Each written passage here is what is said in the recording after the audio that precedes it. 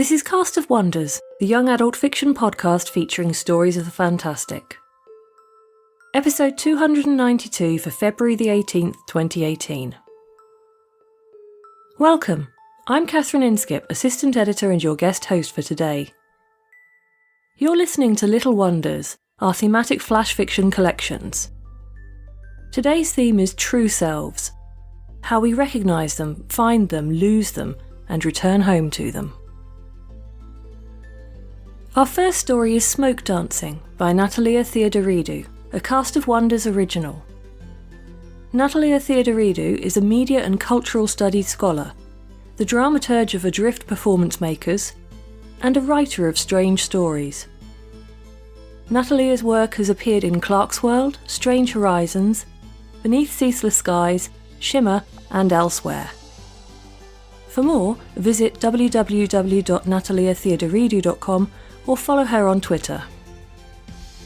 The narrator of this story is Erica Sanderson. Erica Sanderson trained at the Royal Central School of Speech and Drama in London.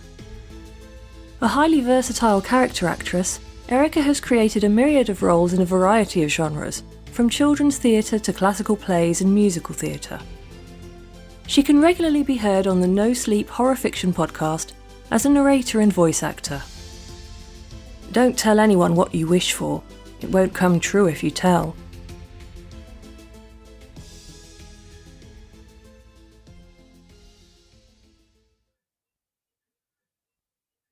Smoke Dancing by Natalia Theodoridou, read by Erica Sanderson. They emerge from the sea, dripping salt. He takes in the air in big gulps as if breathing for the first time. The mare's muscles tense under his thighs as they run across the shore. They don't get to run far. A wave of fear and excitement ripples through man and beast both when the horse's hooves get stuck to the soft soil underneath. They're sinking into the salty grey marsh. The man so young, barely a man at all, almost a boy. He struggles to free the mare, free himself. He pulls on her mane as hard as he can, striving to make her change direction. The mare's feet fight against the quicksand, trying to find purchase. But they're still sinking. The mud hugs the young man's calves, then his knees, his thighs. The mare's ears turn back in terror, and he strokes her mane with his free hand while he waves around his sword with the other in the hope of hitting solid ground. He considers jumping off the saddle, letting the mare sink, trying to save himself. But he doesn't. They understand each other as they stop fighting. This is the way things are here. Here, this is who we are.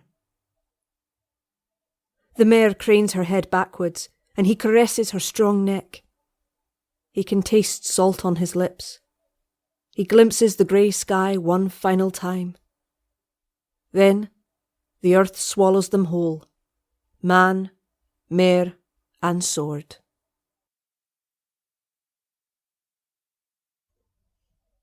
Cathy lay on the sand and stared at the impossible blue of the Aegean sky. How can it be this blue, she thought. The sky never looked like that in Scotland. She repeated that out loud, and Martina laughed. Her arm brushed Martina's. The touch gave her a gooseflesh. Cathy hugged her arms to her chest. I had the strangest dream last night, she said. Oh? There was this man on a horse. Not even a man, almost a boy. They came out the sea and they rode on a long, vast shore. There was this feeling of loss, but also release, like he was leaving a place he loved but which didn't let him breathe. Cathy paused. There were no clouds in the sky. How is that even possible? Like he was running away from something, but he didn't know what he was running towards, she continued. They got stuck in quicksand. They tried to get out, but in the end they gave up and let themselves sink into the mud. Kathy shivered. I can still feel the wet sand across my legs. Martina sat up from the sand, supporting herself on her elbows. Wait, was that you on the horse? Kathy nodded, suddenly embarrassed. You were a guy? Yeah? Yeah, I think so. Well, that's weird, Martina said, and lay back on the sand. Is it?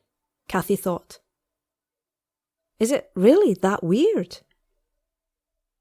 She didn't say anything. I'd quite like to live under the sea, Martina mused. Something inside Kathy's chest tightened. You would? Myth said there used to be seahorses here, you know, Martina said. Hippocampi. Like the hippocampus in your brain. She reached out her hand and caressed the side of Kathy's head. That's where memory and identity live. It's what we use to navigate space, to have a sense of direction. How do you know all that stuff? Kathy asked, trying not to be distracted by Martina's fingers playing with her hair. Martina smiled. Cute biology teacher. He's into ancient Greek stuff. Ah, Kathy said. Of course. They remained silent for a while, watching the sun dive slowly behind Mount Olympus in the background. The sand started cooling in the afternoon breeze.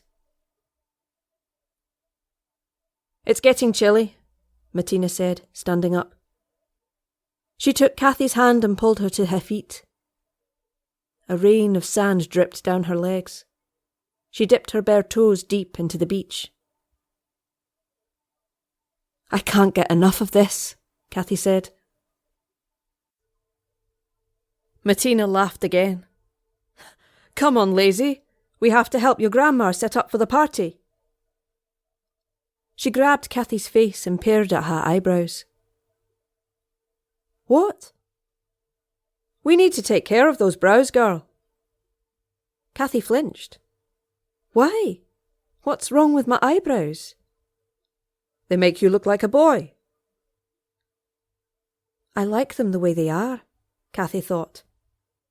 But all she said was, oh. Come on, Martina said, feeling around for her flip-flops with her bare feet. Let's go. Kathy took a last look at the sea. Far away, something shimmered on the surface of the water. A horse's mane, she thought. Only foam. They headed back, holding hands. Candlelight made everyone's faces look soft, edgeless. Kathy stood behind her birthday cake, flanked by her Yaya and Papu. She glanced at Martina across the table. In the glare of the candles, it was as if her curly hair swirled around her head, alive, smoky. An illusion. Martina the illusionist. Martina caught Kathy's eye and smiled. People were singing the Greek version of Happy Birthday for Kathy. Greek cousins and neighbours and kids that just happened to be around for the summer. 17 years in a row, the family fled to Greece, to Yaya and Papu, leaving Scotland behind, cold and grey and oh so green even in summer. Except this year her parents stayed behind, working things out.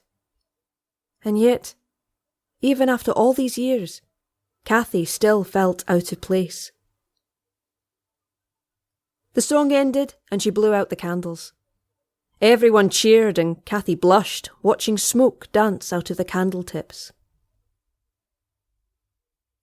Did you make a wish? Martina shouted over the cheering and clapping. Kathy clasped her hand to her mouth. I forgot. Quick, make one now, Martina said, and the cousins chimed in. Make a wish! Make a wish! Don't tell us what, though, Martina added quickly. It won't come true if you tell. Not telling anyone your wishes, Cathy thought. What is that all about? She closed her eyes tight and wished and wished. That night, they lit a fire on the beach and sang and danced till their legs burnt and their chests felt so light, a single sneeze and they would take off towards the stars, teenage cosmonauts in gooseflesh skin and candlelight eyes. Martina danced with all the boys, twirling around them like smoke, now fast, now slow and ethereal, until she wore them out, and then she hugged Cathy close and smoke danced with her. She traced Cathy's freshly plucked eyebrows with her fingers and smiled a conqueror's smile. Much better, she said, satisfied, victorious. Martina the conqueror, Cathy thought, and for a moment she didn't care about how much she hated her plucked eyebrows. They swayed together in the early chill, and Cathy couldn't stop playing with her unspoken wish in her mouth. All these invisible wishes. For what?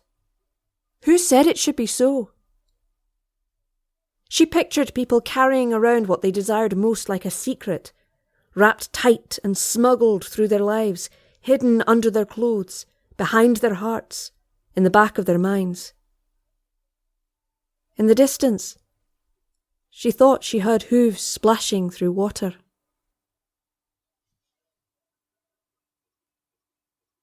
They fell asleep on the sand, arms wrapped tight around each other and lulled from so much closeness. For warmth, but it was still closeness. Behind Cathy's eyelids, he drips salt water again as he runs away on his horse, resolved to breathe, to be who he is. Disorientated and lost, he rides through grassland, then through lake, then through sea and marsh. The mare shivers beneath his thighs when her hooves get caught in the mud one more time. Every time. Frantic, she strives to free herself. Pure muscle and animal will. Her mane crowns her head, so grey and so fine it looks like smoke. Cathy pulls a tuft of hair as he tries to stir the mare out of the quicksand. But he already knows that once again he'll fail. Here, he is the boy who sinks, who cannot breathe, who cannot be. He already knows how the dream ends.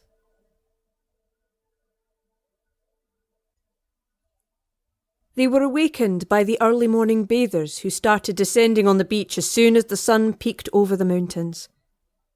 They stretched their aching bodies and shook sand out of their hair. Come on, Martina said, and pulled Cathy to her feet before running head-on into the sea. The cold water shocked Cathy into a strange alertness, as if she'd just emerged from something damp and heavy and inescapable. They swam at full speed and then let themselves float, the rays warming their bodies all the way through to their cores. When they had soaked up enough sun, they returned to the shore and walked along the foam, hair and bathing suits still dripping, flip-flops in hand. They made their way to the end of the beach, a long stretch of sand accentuated by prickly pears and the occasional pine tree. At its far side, the sand gave way to rocks and masses of seaweed. Martina and Cathy put on their flip-flops to walk over the seaweed and jagged rocks. Then they climbed on top of a large boulder overlooking the bay. Martina lay on the boulder, her stomach glistening in the sun. Cathy looked out to the sea. The air was so clear. She could make out the villages at the foot of Mount Olympus across the bay. We should go sometime, Cathy said. Where? To the mountain. Climb to the top. Meet the gods. Martina laughed and patted her stomach, inviting. Kathy lay her head gently on the girl's navel and stared at the impossible blue of the sky. It felt as if Martina was the only thing tethering her to the ground. If I was sinking, she thought, you are the only person that would make me want to hold on, that I could hold on to. She felt the girl's warmth under her neck. Martina the anchor. She closed her eyes and searched for Martina's hand. When she found it, she held it tight.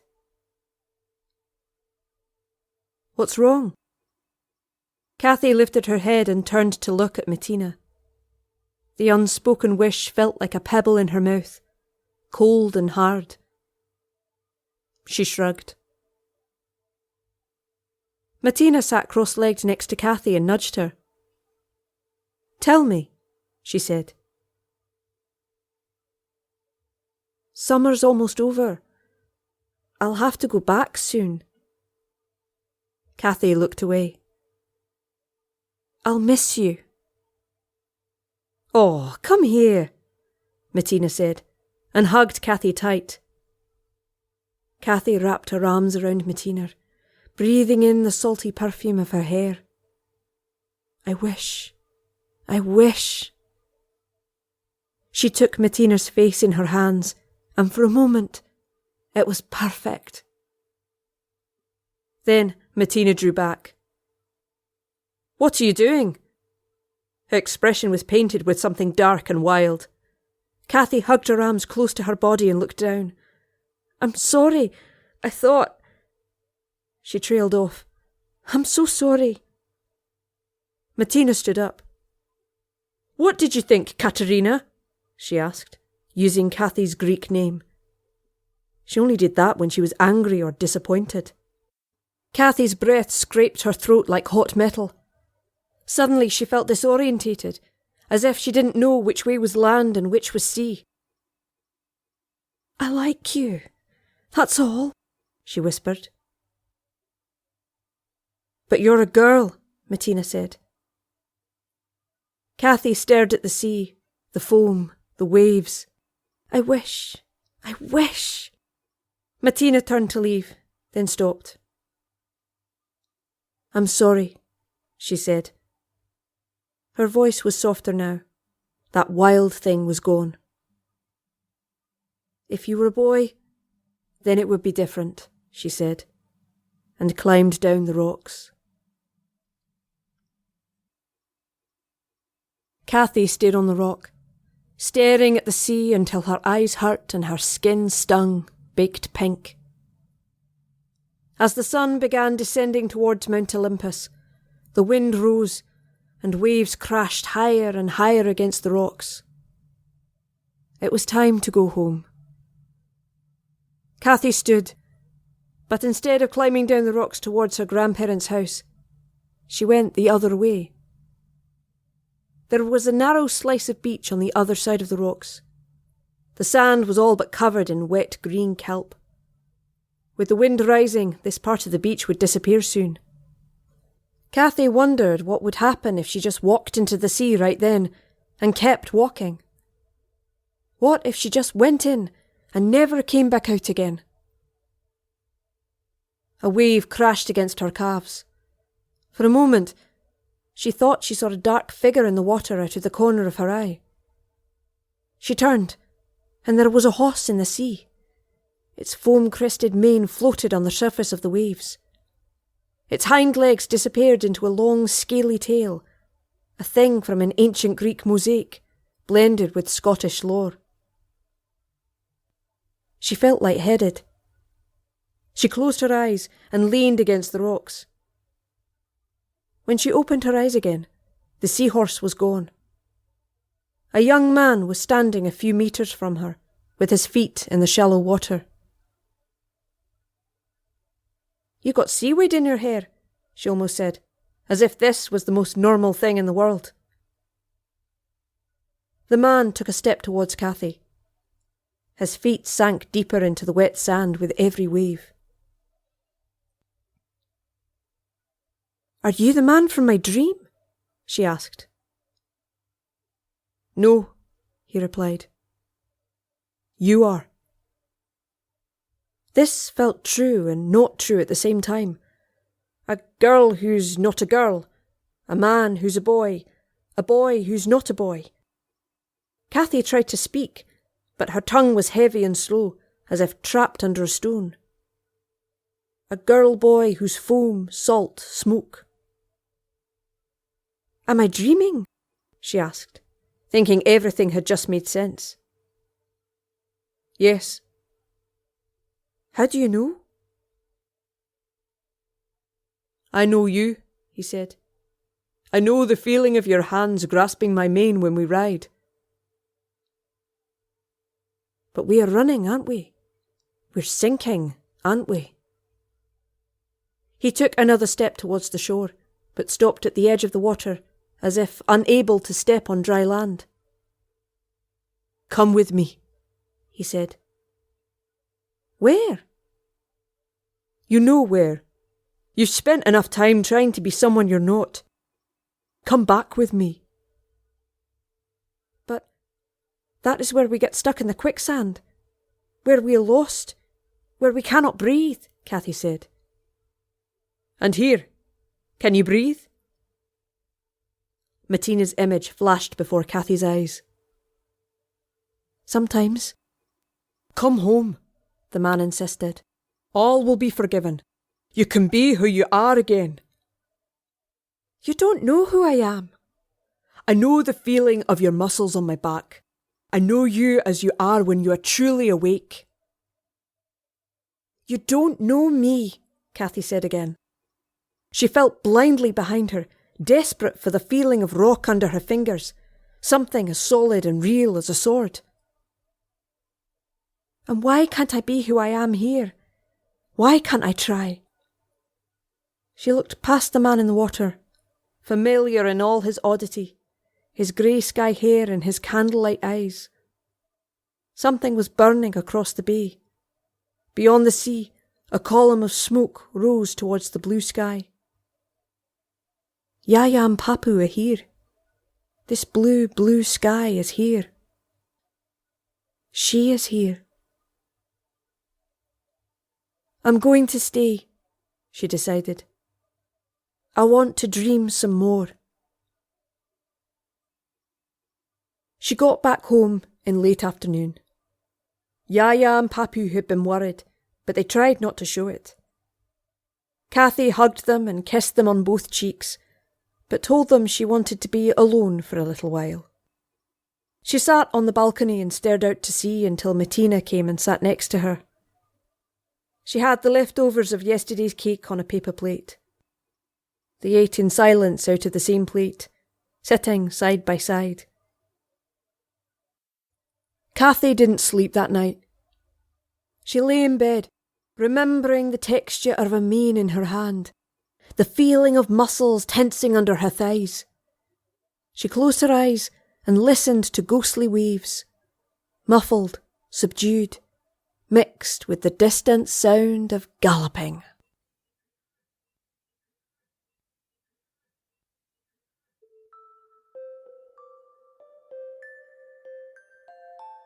In this story, Cathy is caught between worlds. Surrounded by a rich extended family, while also isolated by distance from the more immediate, probably disintegrating, family unit defined by her parents. She's working through the slow process of becoming who she really is, in a place that she's known all her life, a place that still isn't quite hers. Her family and friends know and love her, but leave too little room for her true self to unfold. Cathy can wish and hope, but she knows that there isn't an easy answer. You can wait a long time for unspoken wishes to come true. Or you can be open about your heart's desires. Tell someone what you wish for. Know that it's out of your hands, and telling it won't make it come true. Or you can seize the Kelpie's mane and ride and ride. You'll be yourself and accepted, but the Kelpie won't ever bring you back to the people you most need to understand you. Cathy doesn't get a traditional happy ending, but what she does get is the right kind of start. She's coming to terms with who she is, and she knows the shape of her dreams. And eventually, so will everyone else that matters to her. Natalia had this to say about her story. This story deals with issues of gender and sexuality that are very close to my heart and intensely personal. I wanted to explore some of their complexity and fluidity, hopefully going beyond the magical gender flipping we see often in narratives that touch on such themes. However, I would keep in mind that people can experience gender and sexuality in vastly different ways, and culture plays no small role in this. No two stories of finding or losing oneself are likely to be the same. Our next story is Silver Things by Dagny Paul. Dagny Paul describes herself as a lapsed English teacher, failed artist, and sometimes writer who lives in New Orleans, Louisiana. She has an unhealthy but entertaining obsession with comic books and horror movies, which she consumes whenever her son will let her, which isn't often. The narrator of this story is Alexis Goebel. Alexis is a jeweller and voracious audiophile. She's been reading since before she could speak, and lives in Cincinnati, Ohio with her podcaster partner. She's also an associate editor at Cast of Wonders and part of the editorial team for our forthcoming Artemis Rising event.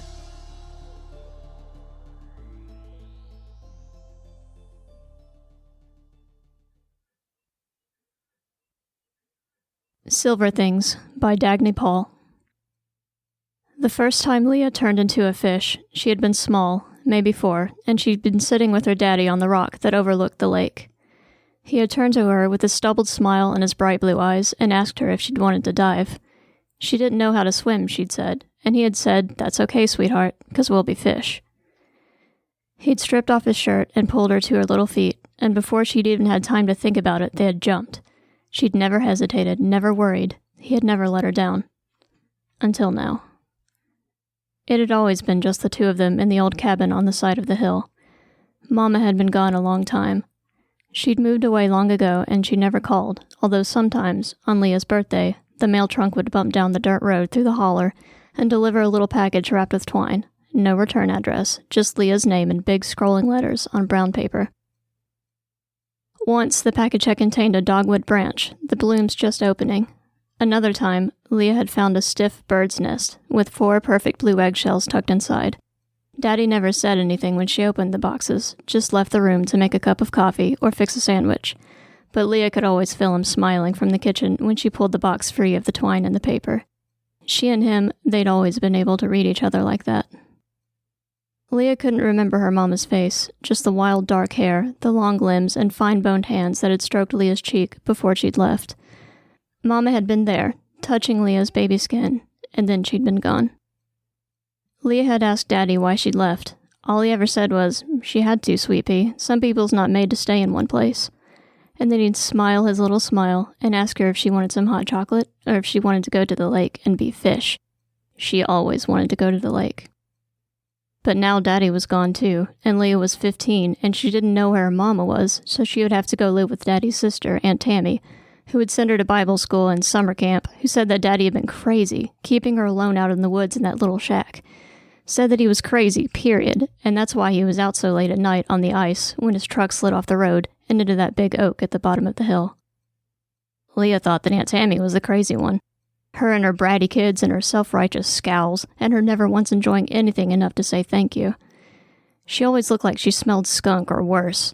Her television was on all the time, the volume up as far as it would go, and her kids were always yelling and hitting each other, and her husband just sat in an armchair all day, drinking beer and staring at the screen. Leah's daddy had stayed far away from that mess, and Leah had been grateful. Things had been so quiet in their little cabin. They could talk without talking, have whole conversations just by thinking about them. They could sit on the couch for hours together, not saying anything, and it was enough. More than enough. How could he leave all that, just plop her in the middle of the racket of his sour sister's house? How could he go without even saying goodbye? Leah clenched her teeth and wished for tears, but they'd all come out that morning at the funeral. She was dry as a bone, cold to freezing. Ice was starting to form at the corners of the lake, pretty little patterns interrupting the mirror of gray sky. It smelled like snow. Daddy had taught her how to smell the snow coming, and it was coming now. Daddy had taught her everything. He taught her how to identify beaver dams, and he'd shown her the right way to patch a boat with tar, and he told her about the tiny shells at the edges of the lake and how they were from a long, long time ago, when Kentucky was at the bottom of the sea. He'd given her books and love and the secrets of the lake. What had she given him? The last time Daddy had asked her to come to the lake with him had been that summer, when it was warm and the air smelled like honeysuckle. They'd been in town the day before getting groceries. She'd been chucking bread and milk into the cart when she felt eyes on her and looked up. There had been a group of kids, her age, maybe older, and they'd been pointing at her and they'd been laughing. They didn't look away when they saw her staring. One of the girls had come over to her, and Leah had looked for her daddy instinctively. She could smell the meanness on the girl, could see it in her pinched face under her heavy makeup and bleached hair. But he was at the butcher counter at the other end of the store. The girl had leaned close enough that Leah could smell the cigarettes on her breath, and said something so horrible that Leah had shivered. Something about her and her daddy, and the other kids had laughed, howling so loudly they couldn't hear her say it wasn't true. It wasn't true, but that didn't make it hurt any less. And the more she thought about it, the more Leah felt unclean and ashamed. So when her daddy asked her to go to the lake the next day, she had said no. She had said that everyone was right, that he was crazy, and they weren't going to be fish and never had been. She had been mad, ugly, wanting to hurt him. And she had. He hadn't asked again. Now, sitting on the rock overlooking the lake, the water cold glass over slate, she wished she could take it back. Her face burned through the chill air. She wanted to burrow under the blankets back at the cabin, to hide somewhere where no one would ever find her. Not the truant officers, not Aunt Tammy, not even Mama. Leah forced herself to pull off her boots. Her socks were thick, but her toes already felt numb from the cold. She pulled up her leggings and her jeans as far as they would rise up her calf, and goose pimples shivered along her pale skin.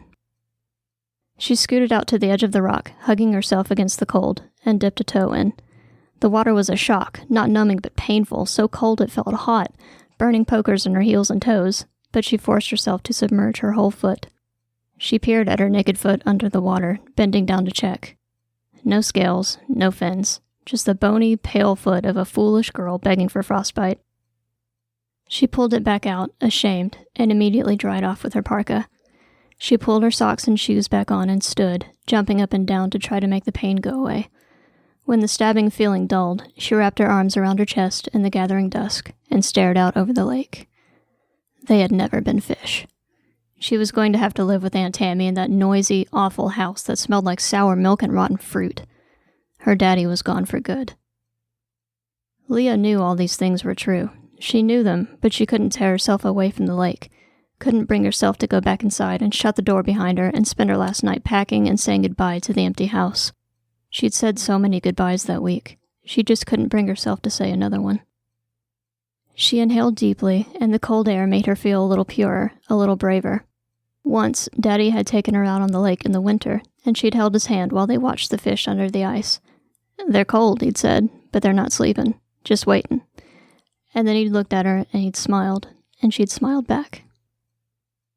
And maybe it was the cold, or just the numbness of the funeral wearing off, but a memory surfaced, an old one, and it was so powerful and sweet that she could almost feel his warm breath in her little pink 4-year-old ear, could almost feel the roughness of his face against her soft cheek. She could hear her daddy saying, like he was right next to her, "You've just got to jump, darling." Leah closed her eyes and listened. The forest was still. Her blood hummed in her ears. She could hear every breath she took, ragged and uneven at first, then steadier, and finally calm and even. She opened her eyes, and her vision was sharp and clear. She kicked off her shoes, her jeans, her leggings. She shrugged out of her parka and her flannel shirt, and she looked out over the water. She jumped. The water was so cold that Leah thought her heart might stop. She began to panic, and the pain was almost unbearable, but the bitter cold was soon replaced with nothingness, the feel of a lukewarm bath, of a spring day, and Leah's anxiety faded. Her skin felt strong and smooth, hot to the touch, and she moved in the water with grace she had forgotten she possessed. The stones at the bottom were rounded and smooth, and little ice shards encrusted the shore, from which she propelled herself into the center of the lake. Her body was on fire, warm and powerful, and her heart felt more whole than it had since before the day the policeman had come to the door with his hat in his hand, saying, "I'm so sorry. There's been an accident." The scales were growing, and the fins, and she'd always been so fast. She swam upstream and laughed through her gills, little bubbles rising to the surface of the lake. She spun and flipped and shot through the water like an arrow, a little silver thing that had no obligations and no bedtimes and no Aunt Tammy. And as she cut through the lake, taking the winding path she and her daddy had taken all those years ago, a glimmer of light shone against the gray stones at the bottom of the lake. She swam down, down, down toward that shine, and as it brightened, she saw that it was another fish, arcing its sleek, elegant form toward her, its scales the most beautiful blue like her daddy's eyes.